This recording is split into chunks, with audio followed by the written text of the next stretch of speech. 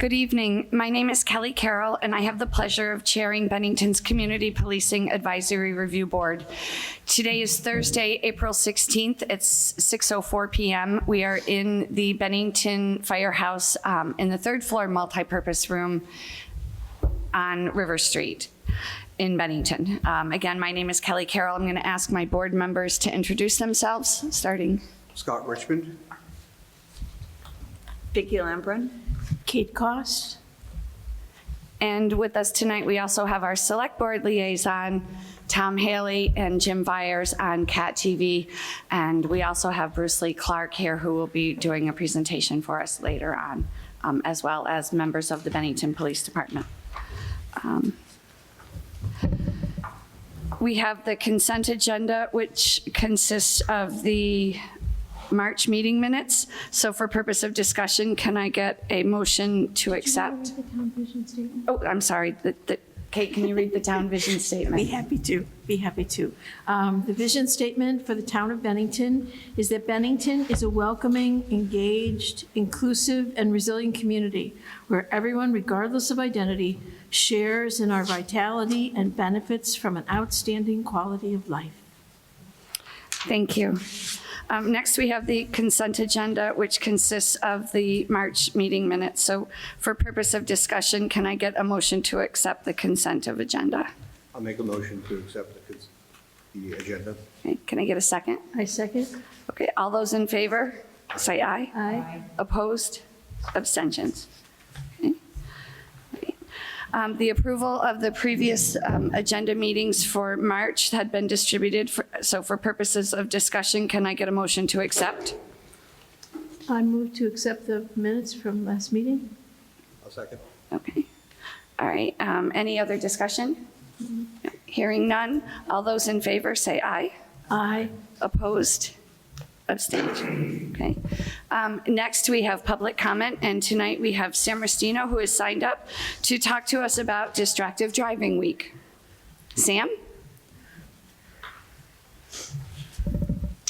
Good evening, Sam Restino, Bennington, Vermont. No, the last campaign that Bennington Police Department did was Distractive Driving Weekend. I saw a lot of the presence of officers pulling people over.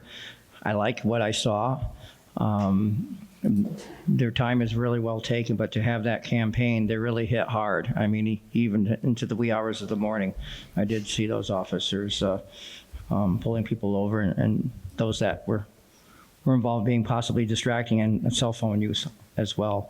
I always welcome foot patrols as if possible, and maybe some of the patrols now that the weather is breaking on the rail trail and other trails that are around town would be helpful too. Thank you. Thank you, Sam. Okay. Any other comments? Okay. Next on our agenda, we have the Bennington Police Department. And with us this evening, we have Lieutenant Camillo Grandi and K-9 Officer Handler James McCauley and Stark. Well, thank you. Thank you again. My name is Camillo Grandi. I'm a lieutenant with the Bennington Police Department. I appreciate the opportunity to come and speak with you today. We have a special guest. That is not me. I already saw that when I came into the room. But we're going to be talking a little bit about our K-9 program. As you know, the VFW held a fundraiser for our K-9 program over a period of a couple of months, and it came to a highlight on Friday night, and a very, very accessible campaign, a fundraiser. If you all read the news article in the banner today, $72,000. That was just incredible. It was just shows you the overwhelming support from the community and our community partners to get this our program really going for a second K-9. I am going to, and we thank everybody. I can't even begin to thank everybody individually. It was just an amazing outpouring, and it was really felt within our department.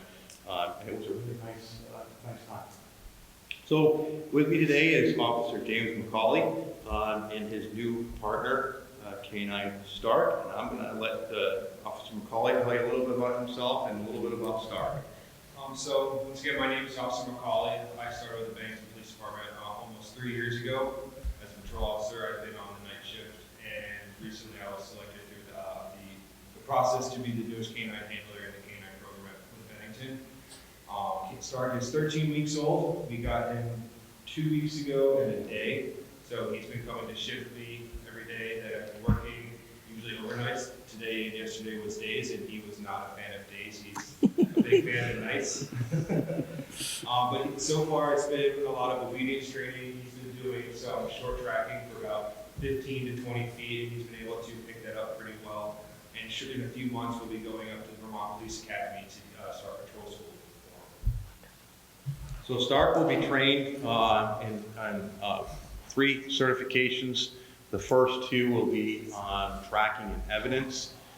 Once Stark receives that certification and then progresses through other training, then he'll eventually be certified as in the detection of drugs. He'll start his training somewhere, his certification training, right around the July time, right around July, 6 months, how his age. And then as with Canine Gracie, he'll have to do 16 hours per month to keep his certifications up. So he's going to be very, very busy. They're both going to be very, very busy in the coming months. He came to us from a breeder in the Linden, Vermont area. We were very, very fortunate to receive this dog from the breeder and to name Stark after one of our heroes, General John Stark. He's working he's currently training and already started tracking, working with Officer Borowski and Canine Gracie, and just to start getting through some steps, commands, and that kind of stuff. And he's already showing promise. Questions? Yeah, I'll start. Stark tired, like Officer McCauley said. He's not up for days, huh? And that's one of the things that we're going to be doing. We're going to have both canines. Canine Gracie is going to be on the day team, so we're on 12-hour shifts, and Officer McCauley and Stark will be on a night shift, opposite shifts.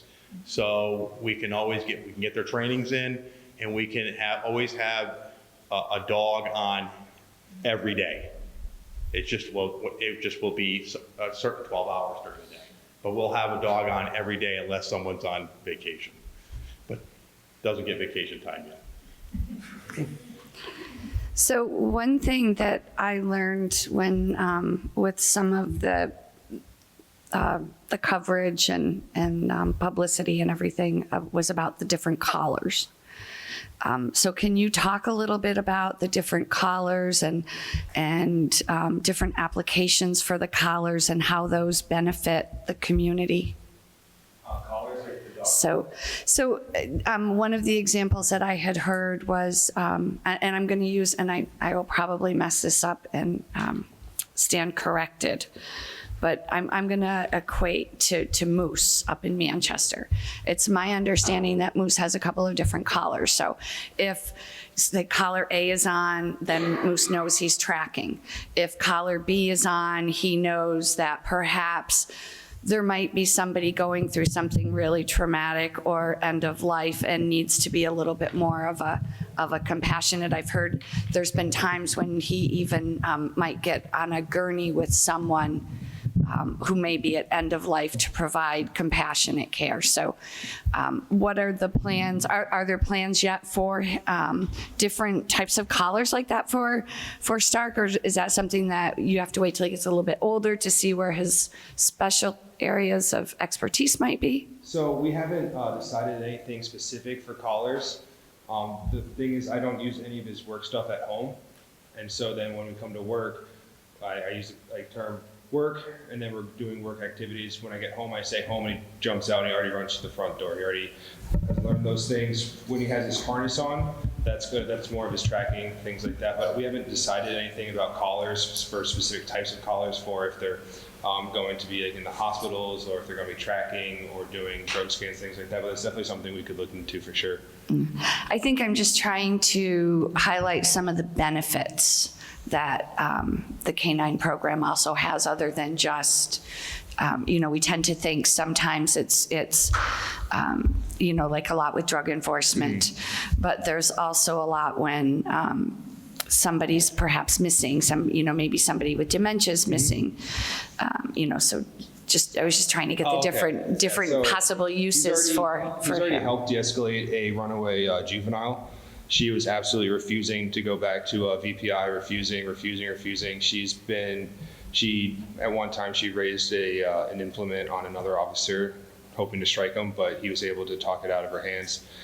So I realized I have a dog in the backseat of my car, and I was like, would you be willing to take a ride with us to VPI if I was to let you pet Stark? And she was like, you have a dog? And I was like, well, if he's in the back seat, I'll carry him over. And she instantly jumped up, went to the back seat of my the other officer's car, my partner's car, and I brought him out. She pet him, and she was perfectly fine to go back. So instead of sitting in the middle of the road, right up at the monument for who knows how long we could have been there, where cars were going right by in the middle of the night, he helped, just with his presence right there, helped her go back and help diffuse a situation that could have taken a lot longer and has taken a lot longer with her in the past. So there's definitely a lot of help with that. A lot of going to schools for either programs or just helping kids that are going through a tough time, or the veterans home or the other homes in the area for sure. He'll definitely be doing that as well, like how Moose does that for sure. And I think what you'll see is that Stark is not going to be a dog that you would see that would bite. It's going to be that almost like a comfort dog trained in these specialty tracking, drugs, and evidence. And this is the type of behavior you're going to see Stark for his career. Okay. Thank you. Anyone else on the board? Any questions? Tom?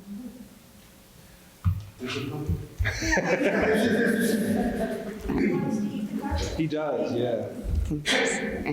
So there's a lot of work that comes with having a K-9, not only one, but two. We've heard throughout our community, especially the people that were part of the fundraising, that we would like to give every officer a K-9. That's just not possible. There's a lot of work behind that. Even if we had the money to do that, it still means training, time away from patrol and doing the training. And we just don't, we wouldn't have the staffing to do that. We have goals, and this was one of them, and I'm going to expand on that. Does anyone else have any questions? Anyone from the community? Thank you very much. You're welcome. Thank you. Yeah, bye-bye.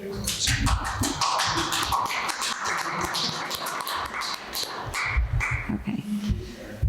We're going to take just a brief break for a moment to rearrange the room for our next agenda item, which is Bruce Lee Clark on facilitating a listening session. Thank you. And you're on camera while I do it, so smile. Oh, okay. Sorry about that.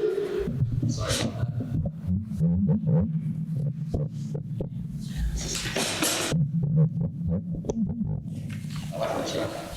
Yeah, me too. The tight head is going down. 17. Okay, thank you very much.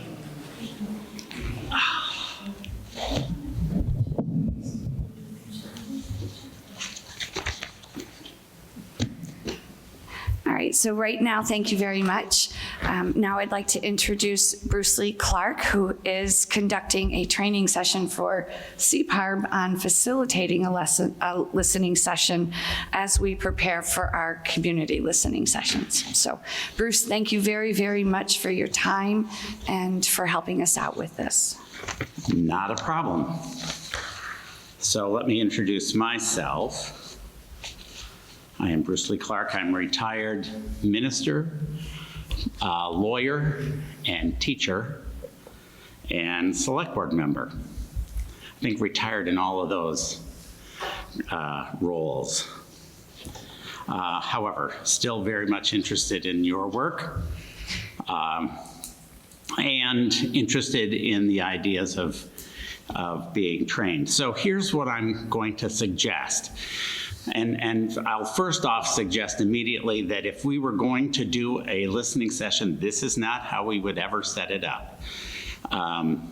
Do not even remotely think that this is how you would set it up.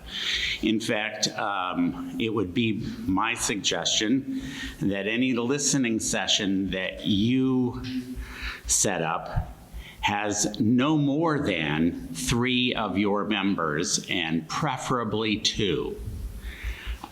So you start by thinking about not overwhelming the folks that you are talking about.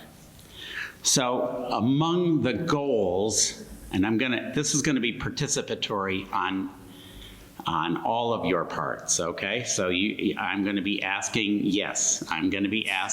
questions, and so you can feel free to even have live mics during this time. This is going to be much more informal than the formal meeting, okay? So, and it'll be a little bit of time here.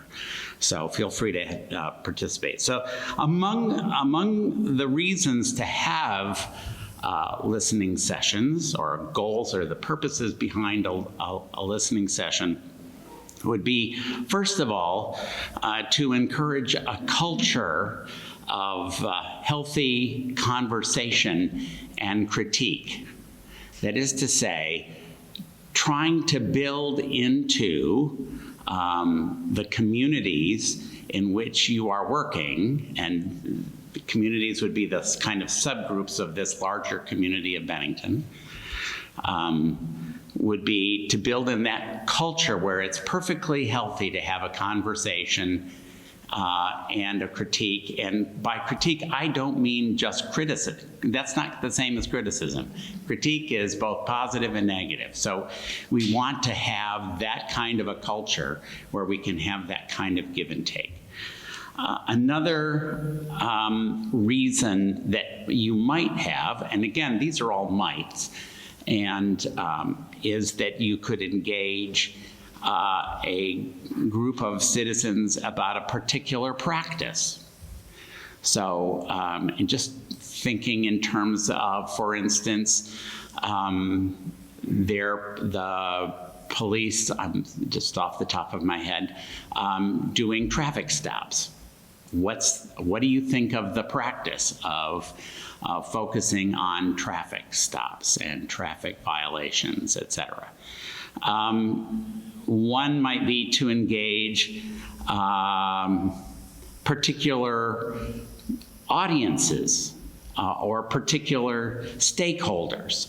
So you might have a particular group of persons that you want to engage. I would say that I think that sometimes can become problematic because you can get a kind of groupthink, and then if you only have people from a particular audience or a particular group of stakeholders, they may tend to want to echo each other, and so you're not going to get the kind of variety and conversation that you might get if you sort of use a mixed group, which I think is much more the accepted practice. Try to have a group, but if you're trying to reach a particular audience for a particular purpose, then that's that's another option. You could explore a particular topic or theme.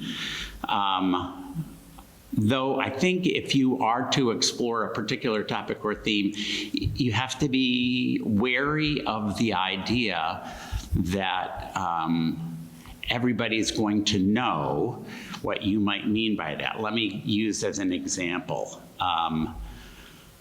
Let's say we were interested in trying to find out what the community or the larger community feels about community policing.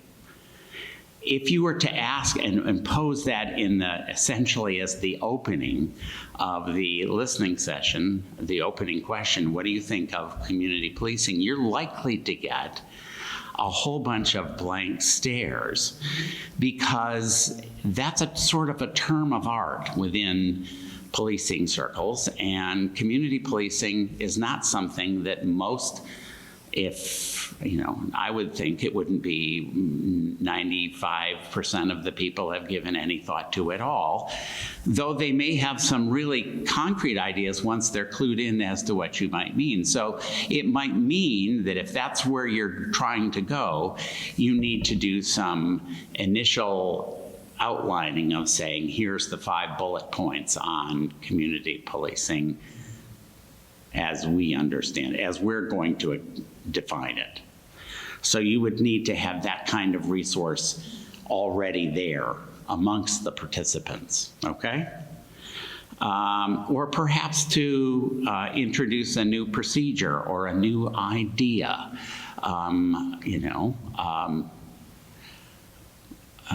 greater bike patrols rather than foot patrols, or some such thing as that. Lots of possible purposes for having listening sessions. I think for me, and in my experience of doing these sorts of things, the most important one is to build that culture of conversation, to build a culture in which conversation and even differences of opinion are perfectly acceptable, that we can have conversations that are civil and informative for a board or for a committee or for a community, and we don't have to be in agreement about that. I think I left my tea over here. Hang on.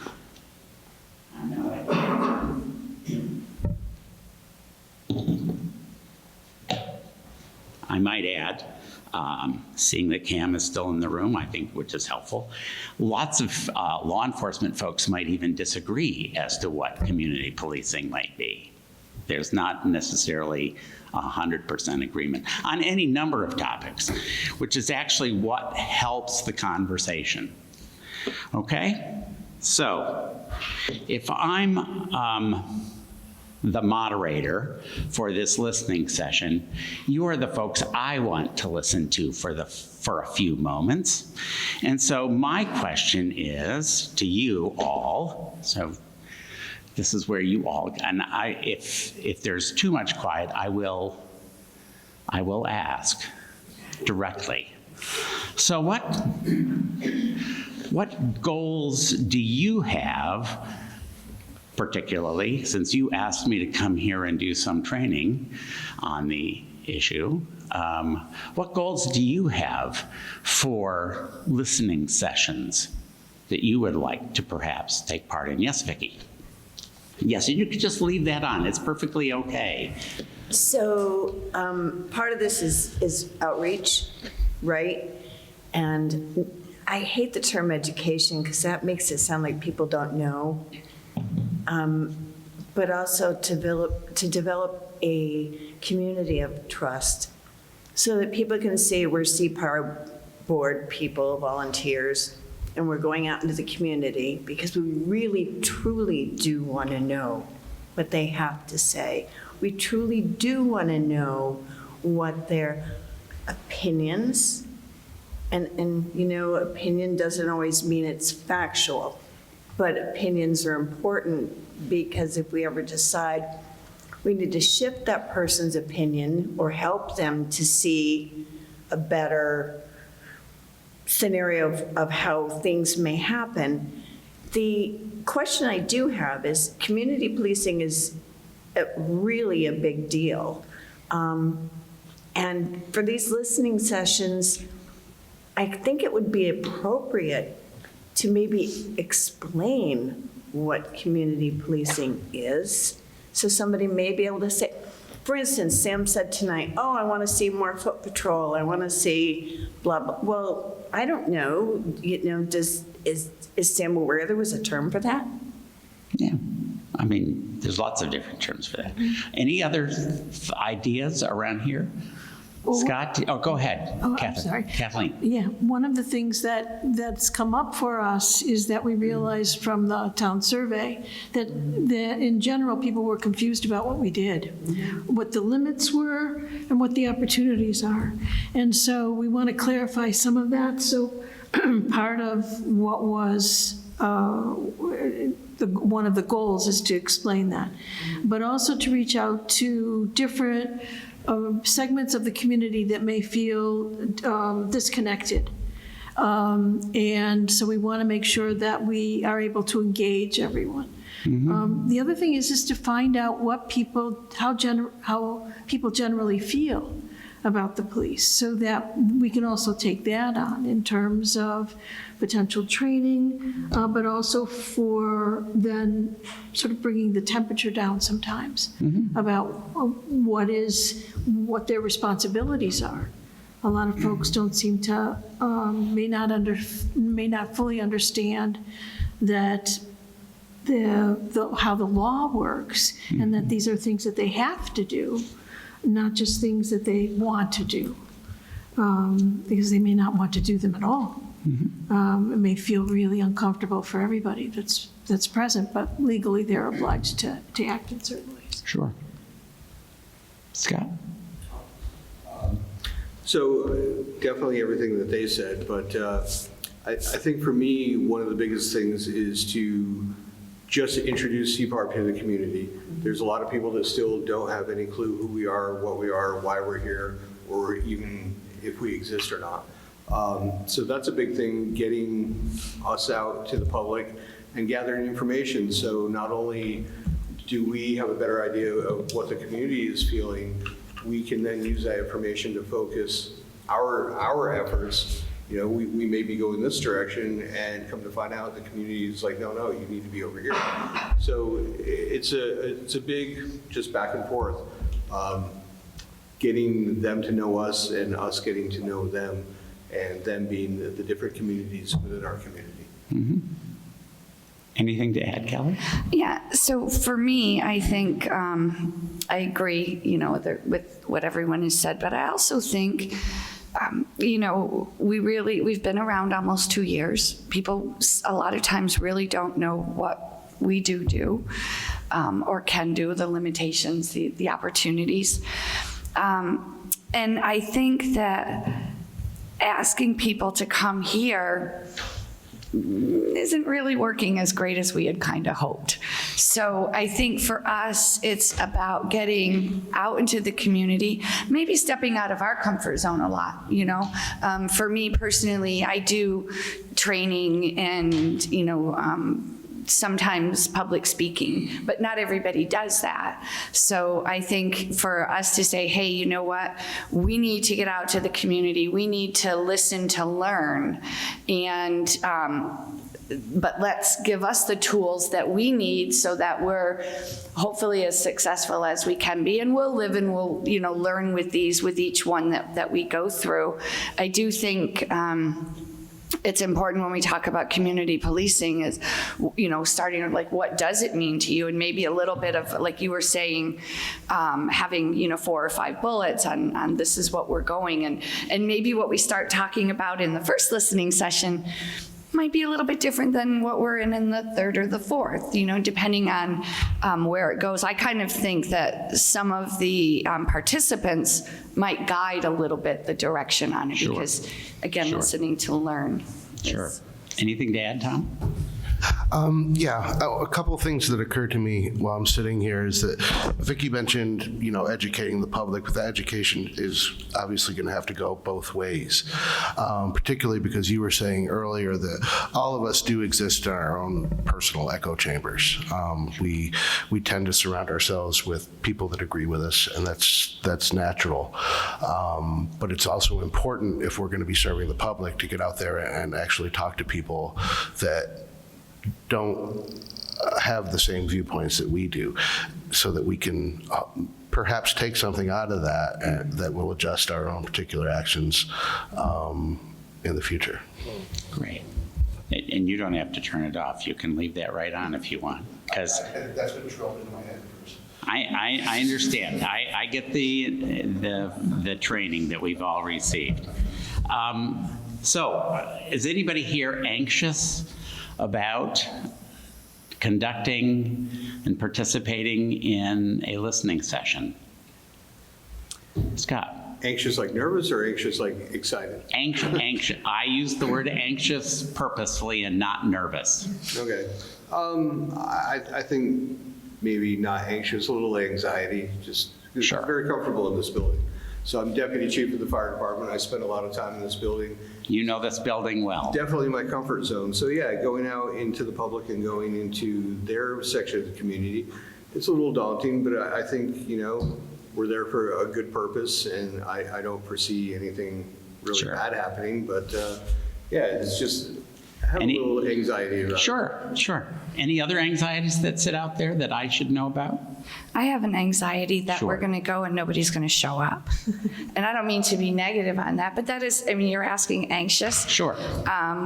There are ways to work around that. So that's, So you know, that's just so you one know, of there are ways to work fears. around that so that you don't have to be as concerned that no one will show. Okay, so I have an idea.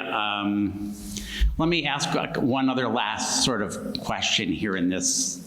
And this, by the way, is I'm now learning.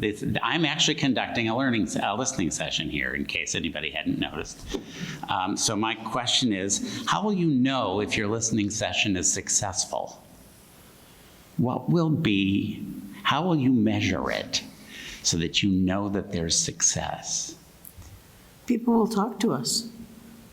So any talk is good Any talk? talk is good talk. Okay. That's- If, you know, the temperature may be raised, it may be lowered, whatever, but I think any talk is good talk. Any opportunity we can take to engage people and where they will respond to whatever it is we're doing. I mean, one of the things that we've been trying to think about and talk about is how do we present what it is we're asking, so that people understand what we're talking about.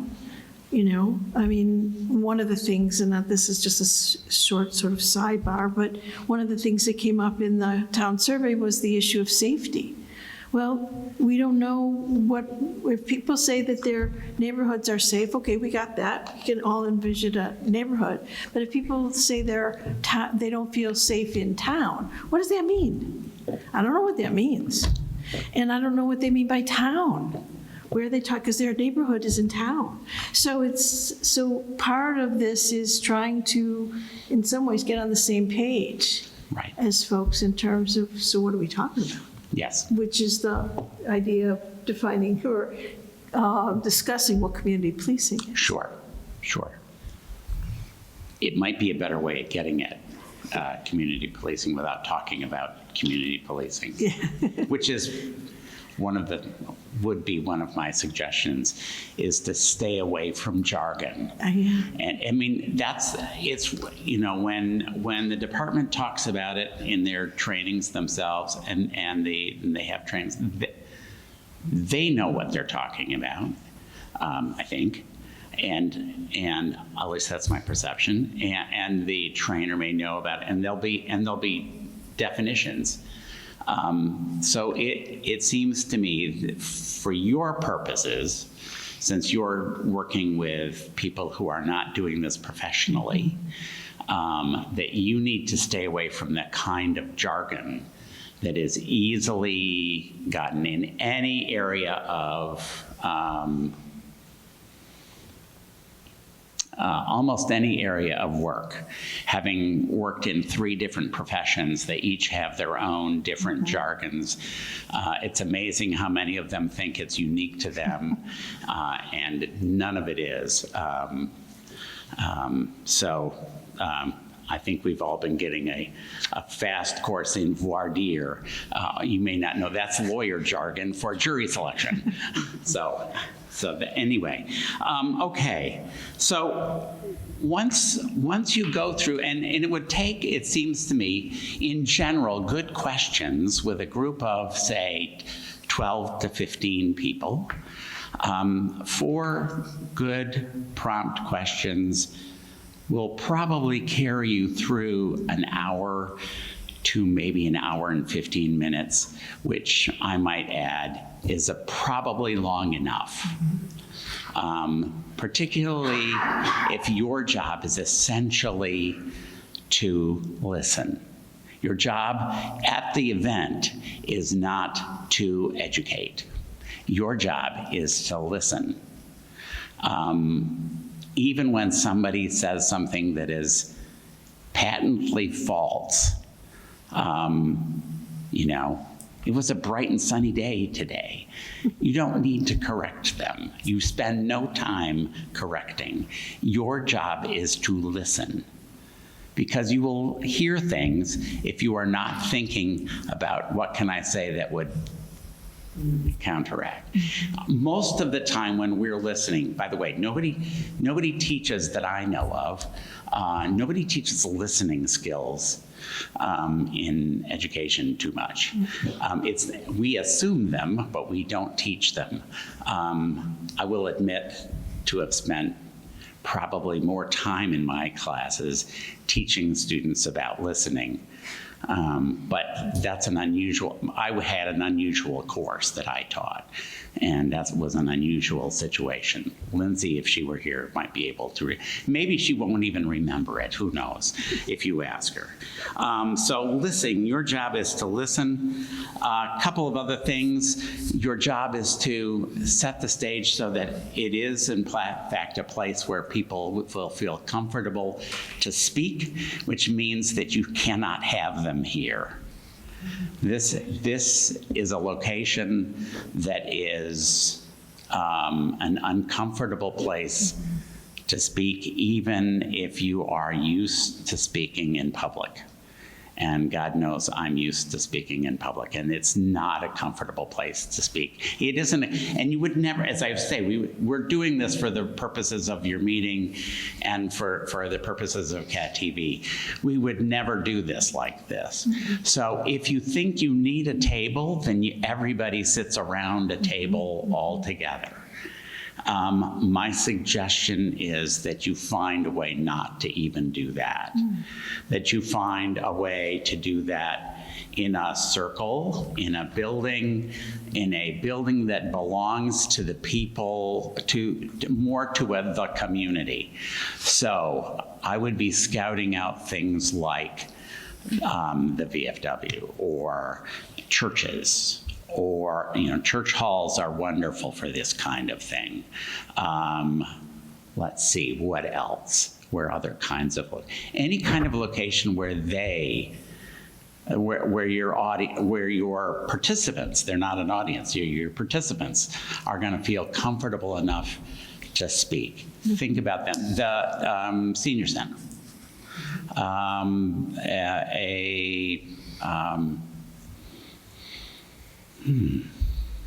Almost any of those kinds of places, okay?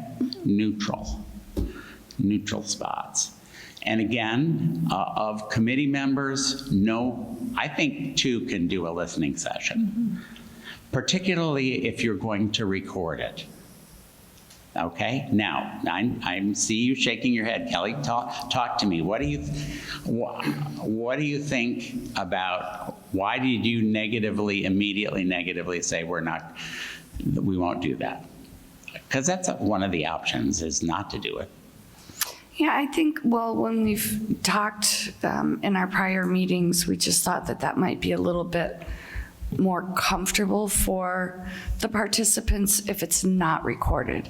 No cameras, no, record. We never really talked about recording audio on a cell phone, but I think we were looking at making it as informal as possible and as comfortable for people, because we're going to some of the community rooms and sure.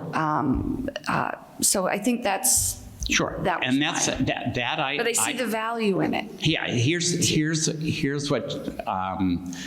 When your anxiety about maybe nobody will show up. Here's where I think you need to be thinking from the get-go, which is their participation is the most important thing, and that you get their participation as accurately and that they understand, your participants understand exactly how important their participation is to you. So among the things that you do, even if you don't record, but let's say if you do choose to record them because you say, you can even ask the group, and I've done that. Is it okay if I record this because I want to get your ideas as accurately as possible? And the best way for me to do that would be to record your voice, not a video record, but a record of your voice, so that at least you and I both know that it will be accurate. I will have the audio tape to go back and listen to again. That's one of the options, and then they can choose to whether they want to do that or not. If not, let me just finish my thought here. If not, and even if you do it, I would suggest before you end, among the things that you do at the wrap-up is, 1, thank them for participating. Thank them for taking time out of their lives to think through ideas and to listen to each other and to listen to, because we do, if you noticed, you all built on each other's responses, and that's all helpful. And that's easier to do when you are not thinking about how can I contradict this next person. That you review what it is you've heard for accuracy, and you tell them, I'm going to say back what I think are the 5 most important things I've heard here. They're not the only things I've heard. Tell me if I'm accurate. So among the things I've heard so far tonight is that you want to do this in part because you're unclear about whether the community understands your role. What is your role? And you're not sure that the community gets it. Secondly, you're not sure that the community understands fully your role and the police department's role and all of the varying roles that police officers, law enforcement officers do in our community, and maybe what the limits of those things are. There's some things that law enforcement just can't fix. What does community safety mean? I remember filling out that report, that survey, and I feel perfectly safe in my neighborhood. In fact, I feel perfectly safe around town, but I'm a 70-year-old white guy, and that's different than a number of other people I know who have told me they don't feel safe. Say, a 17-year-old black girl who does not feel safe. Or, well, anyway, so, that's all different. Can I ask one question? Sure. Okay, so just going back to the recordings. Sure. So we record the audio. After that, say like Vicki and I go to a listening session, we record the audio. We can go through and make notes for accuracy. After that, it has to be deleted. It can't, does that, I guess my question relates to open meeting law. Oh, no, this is not an open meeting. No, I know that, but like I couldn't bring that back and share it with the other I would member. not. Okay. I would absolutely not. This is not a no. But I can bring the summary back. Oh, yes, you should. In fact, you should be prepared to bring your notes back yeah. and share it with the entire group. But no, in fact, what I would be doing after I've checked with my partner, and this is what I've always done in the past, and it's, by the way, I have not always done this in Vermont in relationship to a governmental board, so it's not, open meeting law has not always been an issue for me. But I will tell you that what I've always told the group that I've been working with is that I will use it, I will share it with my compatriot who will also introduce themselves to the group, and then I will say what we will do is we will destroy it. No permanent record other than our notes will be here. And there's no reason to hold on to it. I had a friend who first trained me on these years and years and years ago when I was in another community, and we were looking at trying to put a different kind of student disciplinary system into the high school. They were trying to get community feedback on that. And so where students would, in fact, become the initial disciplinary board for other students, which is a common practice in lots of other school districts. And so we had a long conversation, and I eventually talked to him about it. He said, I said, what did you do with the tape recording of our meeting? He says, I still have it in my desk. I said, what do you intend to do with that? This was like 3 years later. And he said, I don't really know. I said, how about throwing it out? Any tape that I've kept for 3 years is a tape that's not worth playing again. So delete it or do something with it, destroy it. No, I would tell people, if it were me, I think the best practice is, if you're asking them whether to do this, and if you are going to record it, you always have to ask. You don't have the right to record somebody else's conversations with you without their permission. At least in this setting, this kind of a setting, that would just throw everybody off. And then I would tell them, after we have reviewed it, we will destroy it. And I mean destroy it. We won't just keep it in a drawer somewhere. We'll destroy it. It will not be usable by anybody. The other thing I would do is to make sure that they understand fully how important their participation is. And I would make sure that I am capable of sending each and every participant in that listening session a thank you note by mail afterwards. Not an email. I would say you need to know their addresses so that you can send them a thank you note. It's important. If they're going to get, and if it gets out that you are that thankful for their participation, you will not have to worry about people not coming. The other thing is, at the front end, you have to make personal invitations. You need to personally invite people.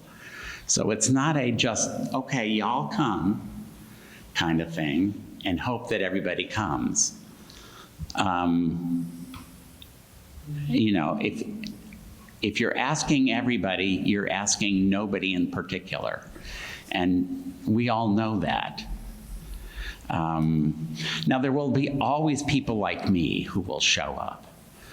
But you don't want people like I already have plenty of ways to get my ideas known. You don't need to be listening to me. You need to be listening to people whose voices are not heard as much. And there are plenty of those folks who will find this difficult. So you need to make sure that it's as comfortable as possible. So, let me see if I've run through. Yes, there's that part. So I have a couple of other things that I do want to say. Let's see if I've got my notes. It seems to me, and I am going to hand you out something, and there are extras for all of the people who didn't show up today. I knew that some were away, so. It is important, before you all decide to do this, to have carefully defined and desired outcomes. And don't try to ride too many of them on the same event. If the outcome is to ask about the role of CPARB in the Bennington community, if that's the goal, don't try to do 3 other things too. Keep it relatively confined.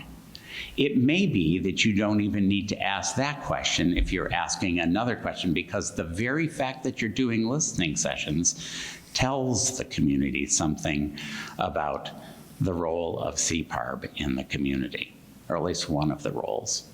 I think when we wrote up the document, gave you a number of tasks, as I recall. I should remember all of that. So be very careful about this. In other words, your biggest workload is up front and after the fact. The workload of the listening session itself is small, but vitally important. You have to listen and ask follow-up questions when you're not clear. But those follow-up questions are not argumentative follow-up questions. They are clarification. It's just questions for clarification. I want to know what you mean. So when someone says, I don't feel safe in Bennington, can you flesh out more what you mean by Bennington? Because some people will think Bennington doesn't mean the Four Corners, believe it or not. I had a student in my class who lived in the town of Bennington and had never, when we were mentioning a scenario at the Four Corners, had not a clue what we were talking about. And when her colleagues told her about that, you know, what it was, described it for her, and she finally said, oh, my parents don't allow me to go there. And, oh, okay, now we understand. You know, it happens. So do they mean downtown Bennington? Does it include North Bennington? It does to me, but it doesn't for everybody. Does it mean their neighborhood? You have to be very careful in writing your question prompts. They need to be the kind of open-ended questions. It's okay to use words like anxiety or anxious. You know, do you feel anxious? And Scott, the reason I use that term rather than nervous is because it would mean that you would have to define it, which you did just fine. But it would mean you would have to define it, not me. I wanted it to be as open-ended as possible, if that makes sense.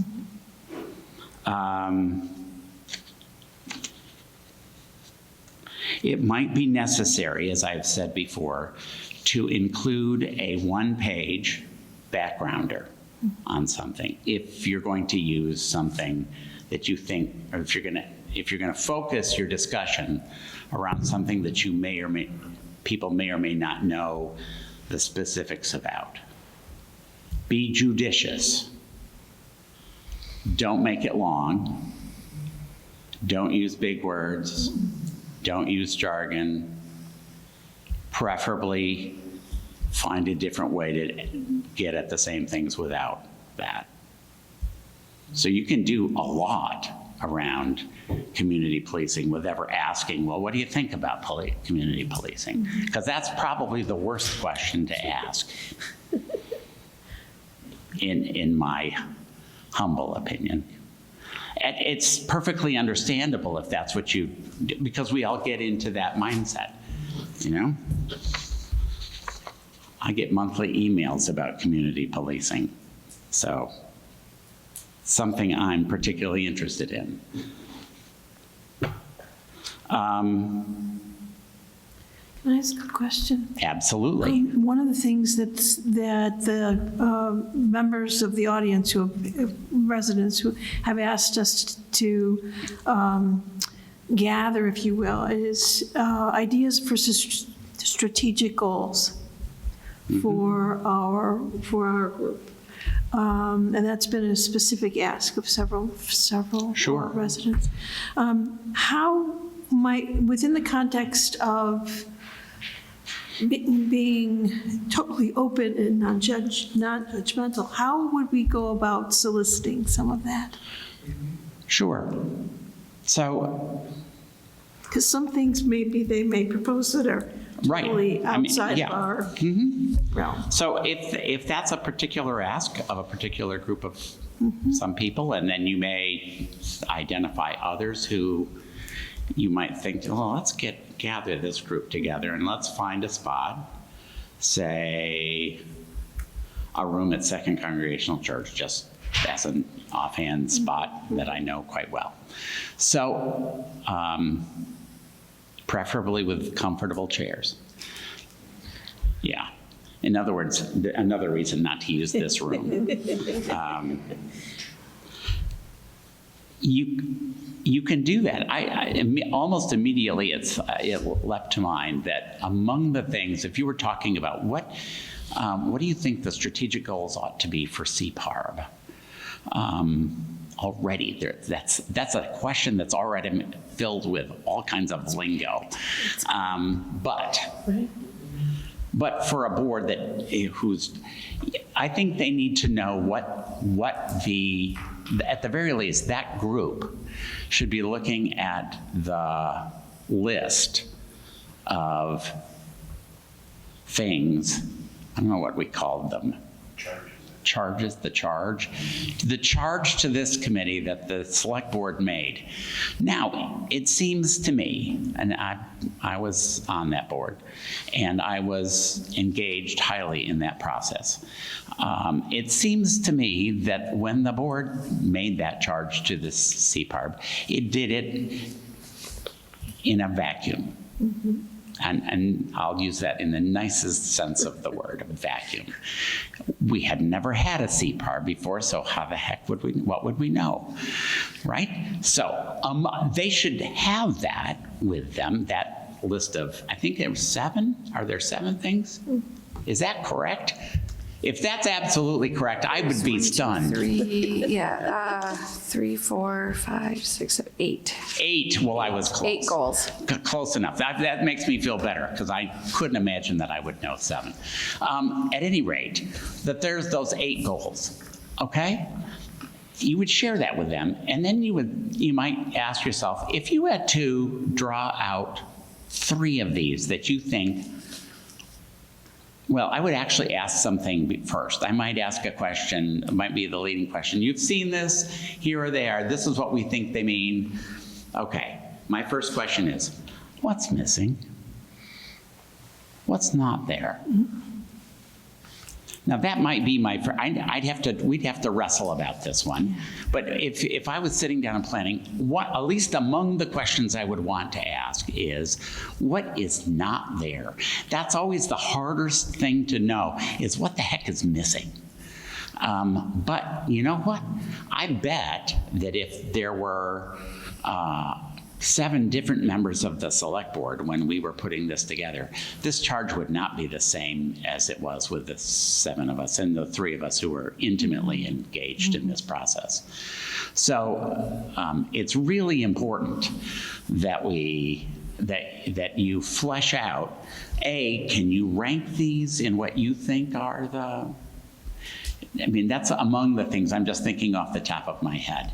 Those would be the kinds of questions that I would want to ask in terms of strategic planning. Because what that really means to me anyway is, which of these are more important? If I have to, you're not going to do all 8 things. It is frankly. 7. It is 7? It is 7. I thought I had 7 in my mind. I was looking at one of the other dots I had on. Son of a gun. Sorry, it is. All right, well, You have an excellent memory, Bruce. Don't count that as anything. But it would seem to me that not all 7 are going to be done to the same level, right? That there are choices that have to be made in the real world. When Cam is working on putting out, making sure that everything is covered There are choices that have to be made depending upon who's out sick, who's at training, how many still vacancies do we have, et cetera, et cetera. There's always those choices that have to be made in the real world. So one of the things you all need to do, it seems to me, if that's among one of the, and that would be a topic for just one listening session, is can we have any help ranking these from your perspective? And I think that's, that's a legit thing to do. Because quite frankly, not everything is of equal importance. And we all know that. We may not always want to admit it, but we all know that. It's true. Think about how you're going to measure the success. Think about, it could be the numbers of persons who are there, the numbers of people who have participated. It could be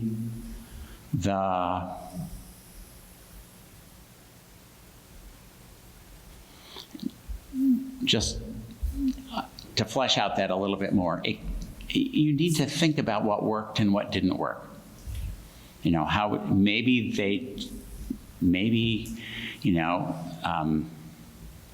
the audio recording was a bad idea. It shut people down. Or even after you asked them and they all agreed. If that's the case, you need to have the moderator and somebody who is a really good note taker, because that's what you're trying to get. You're trying to make sure that they understand exactly how important their input is. I'll get you to say, when Tom mentioned, and I don't remember at what event, it was Sunday night, how little communication as a select board member he gets necessarily from the public, and I recall that too. Unless I went out and solicited it, which I sometimes did out on Main Street. I would just go walking up and down Main Street and talking to people about something, but particularly if I was having difficulty making up my own mind. It's important for them to understand how important their input is. Government doesn't work if it's just the 7 members of the board sitting around talking with each other. Which means that if you have meetings that are just here as a CPARB, I think you will find it will be eventually dull and unappetizing. That's my guess. It wasn't what I would be hoping for you. And lastly, you can't thank them enough. You cannot thank them enough. It might mean, and I don't remember whether we gave you any budget for this or not, it might mean that there may be a host. There needs to be a host who's going to at least have something like coffee and tea and snacks. I know we're loath to do things like that, but it works. And the ones that I've done when I was working as a legal services attorney in Syracuse worked 100% better when I had something to feed people with. And I went to their place.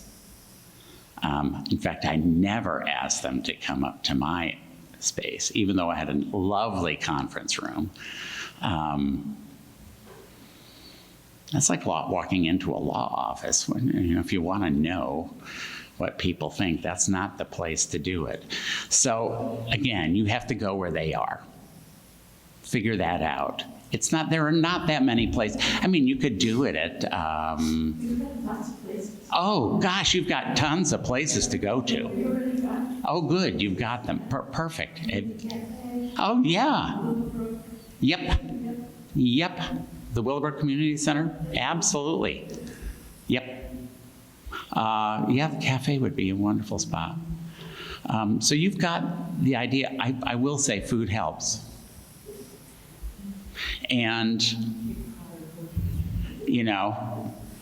maybe Stark, and they can't do that, but Stark was going to share some of the largesse, but I'm sure there are folks out there who would be happy to help put a little bit of, beverage and something out, okay? I have a handout. I just had one question I want your input on. Sure.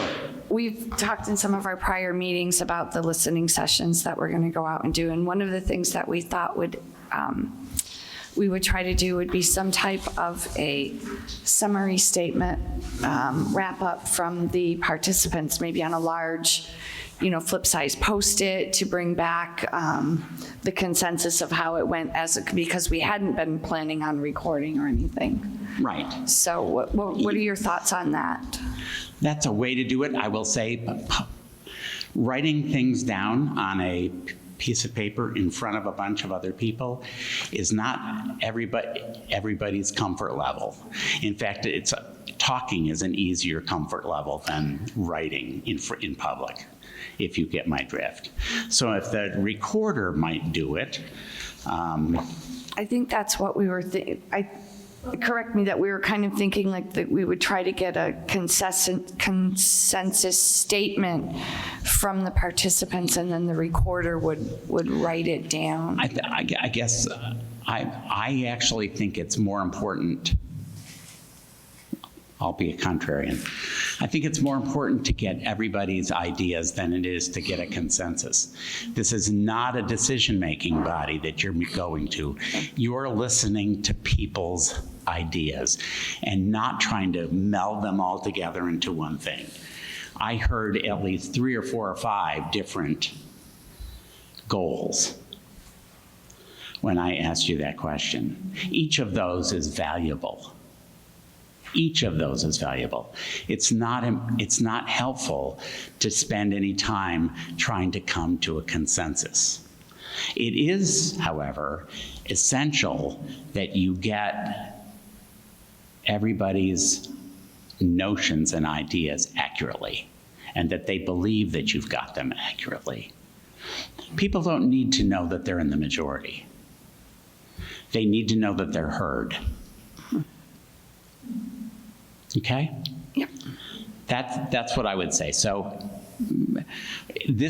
remember that this is not, you're not trying to come to a consensus in a listening session is not to try to do that. You're trying to be a big hose to take in as much of the community as you can.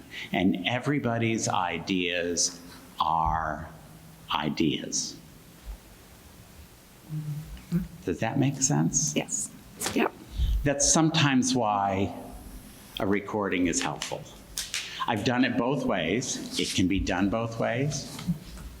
I have oftentimes, once I've introduced, and the introduction should be short, I introduced myself, my partner introduced herself, and then we said, and the topic for tonight is this, and it's usually up on the board, but don't assume that everybody can read, so don't assume that you have to read it.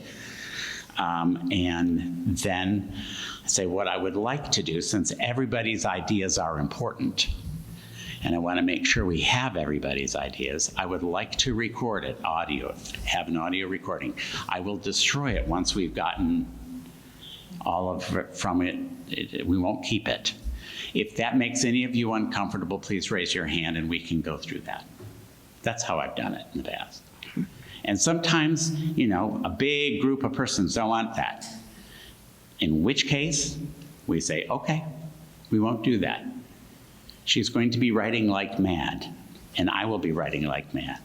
That's important for both of us to do. I spent much of my time writing. It's because that's the purpose of the listening session, is to listen. And only flesh out what you need to flesh out, if you can.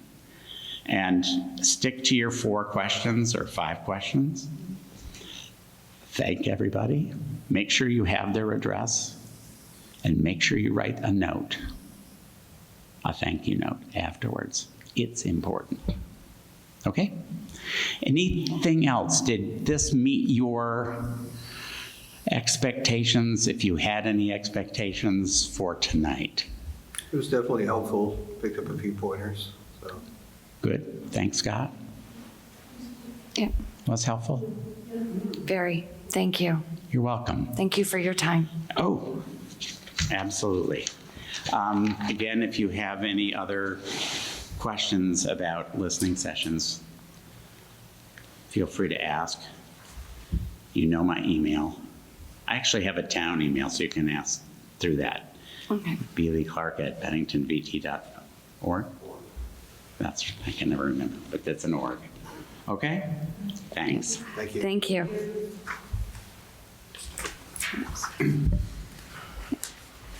So next on our agenda is our community listening session planning discussion. And first up, we have the community communication plan. So Scott.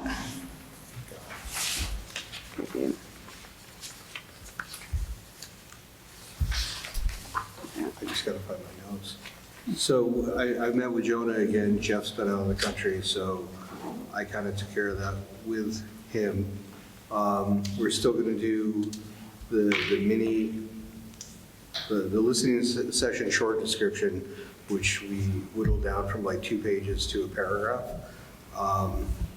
So 2 weeks before, on the 24th, we're gonna put out a press release and notice for the first listening session, which will be on May 8th.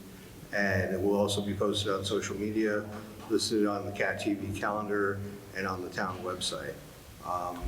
And then we also did flyers. Lindsay had asked if we could do them in Spanish and Farsi, and we kind of talked about that a little bit and decided that it really wasn't a good idea because we don't have an interpreter, translator for Farsi or Spanish.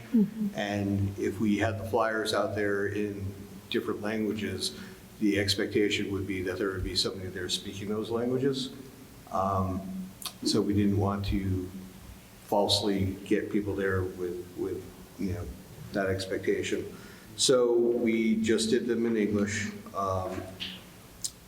The full article that was written will be going on the town website under the CPARB portion. And then we just, like I said, we have a short 1 paragraph. Everybody has that? The 1 paragraph? Okay. And then we'll just be doing updates as we go through to let everybody know where the next listening session is going to be and when. I've got one question for you. Under the draft for Facebook and Instagram, it says that there's no cameras and no recordings. So we might want to keep no cameras, but we might want to say something about recordings with permission or something like that. I'm not sure how you want to phrase it. But given our discussion tonight, if we have the opportunity to do that, I think it would be helpful. I think, What do you think about that? I think that we could probably just go with no cameras, leave the recordings Yes. off, and then just ask permission. When we're there? And take, just like Bruce had said. Sure. Okay. We can take out no recordings. Take out no recordings. The only thing I wanted to see if, and I appreciate very much Jonah using his expertise, but I would like to see if perhaps he could add something just at the end. We do have some open positions on the board possibly that are being taken up through May 15th. So if he could just make some little notation that if anybody is interested in a letter of intent on that, but I thought that was good. So, any other comments or concerns? Can I just get a consensus of agreement that we're good with this? Okay. Yeah. And then also Jonah did work up a flyer. So it would be the same thing, removing the recordings from the flyer. And then based on our training, I just have to ask, are we good with keeping what is community policing to you on that, are we? I mean, that's what we had decided prior to our training, but I think that we're, yeah. Yeah, I So- mean, because if we're going to have an opening statement at each of our sessions to explain what we mean by community policing, or what the sort of the jargon is out there about what is community policing, and then we get their ones, because it's really about what it means to them. And that's the, intent of that question. I think that's really what we are.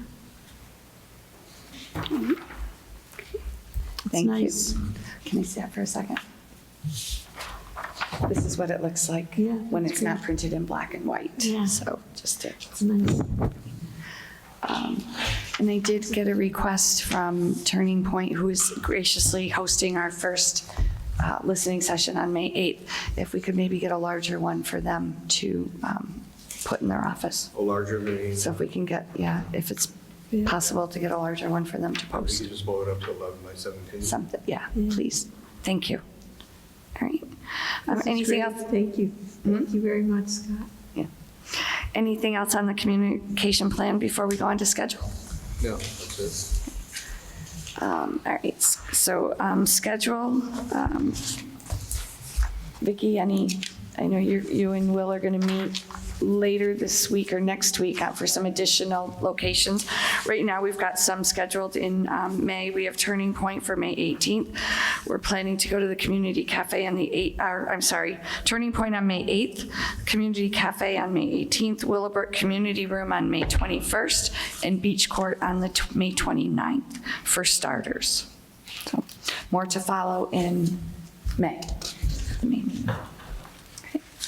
All right, anything else on the listening sessions from anyone before we go on to upcoming agenda items?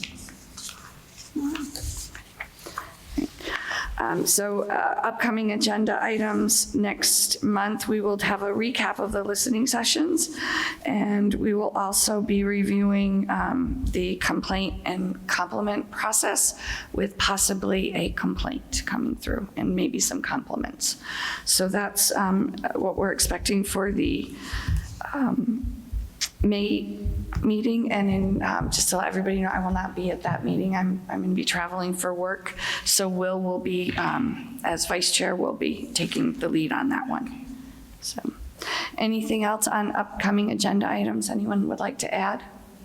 No. Okay. All right. Then next we have announcements. And I just wanted to remind everybody, we've mentioned it a couple of times tonight, that we do have some open spots on the board just because a couple of terms are ending. So if anyone is interested in submitting a letter of interest or intent, the town is accepting them through May 15th, I believe. And just to, if what we are, according to our resolution for CPARB from the select board, what we're looking for on the board is some type of a familiarity or knowledge in any of the following areas: behavioral and or mental health, substance misuse disorder, domestic violence, statistical analysis, mediation and conflict resolution, criminal justice system law, and restorative justice. So if you have any familiarity or knowledge in any of those and you're interested in possibly getting involved in the board, please reach out. You can reach out to Tom Haley, he's our liaison, he has some more information, or you can reach out to me. I have an email, kcarroll@benningtonvermont.org, and please try to get involved. I know that we have a couple of spots, but there's also some other boards that have openings, and I would encourage people to participate in our town government. So that's all I had for announcements. Is there anything that anyone else would like to add? All right. Then if not, can I get a motion to adjourn? Make a motion to adjourn? Can I get a second? All those in favor say aye. Aye. Aye. Opposed? Abstentions? Thank you. We're adjourned. Our next meeting will be Thursday, May 16th at 6 p.m. in the Firehouse 3rd floor multipurpose room in Bennington. Thank you and have a great night.